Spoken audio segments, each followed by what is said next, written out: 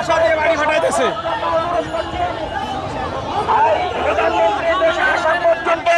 আমরা আন্দোলনে থাকবো। দয়া করে আপনারা সবাই আমাদের অবস্থানে চলে যাওয়ার জন্য অনুরোধ জানাচ্ছি। আপনারা ইনশাআল্লাহ এই স্থানে যাবেন।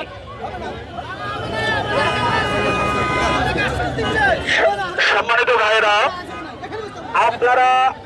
আপনারা যারা আছেন, আপনারা বলছেন, আপনারাই আমাদেরকে দায়িত্ব দিয়েছেন।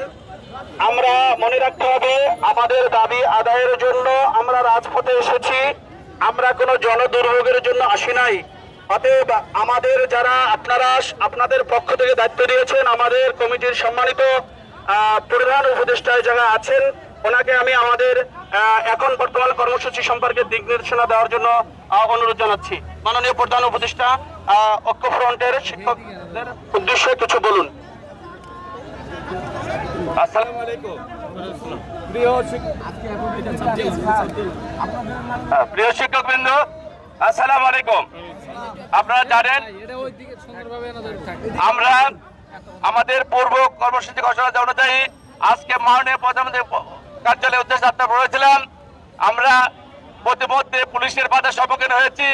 আজকের এই পুলিশের মধ্যে আমাদের সর্বোচ্চ যিনি প্রশাসনের দায়িত্বে আছেন, উনি আমাদেরকে ওয়াদা দিয়েছেন যে উনি আজকের দিনের মধ্যেই চেষ্টা করবেন যে আমাদেরকে নিয়ে তাদের মুখ্যমন্ত্রী অথবা প্রধানমন্ত্রীর পরে বৈঠক হয়, সেই সর্বোচ্চ চেষ্টা করে যাবেন।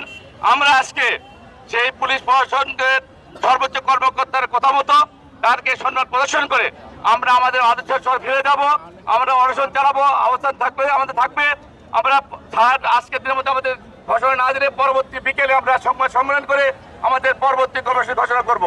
এই পর্যন্ত আমরা সকল শিক্ষককে আমরা পূর্বের অবস্থানে আমাদের অবস্থান করে যাওয়ার জন্য অনুরোধ রেখে আজকে কথা শেষ করলাম। আসসালামু আলাইকুম।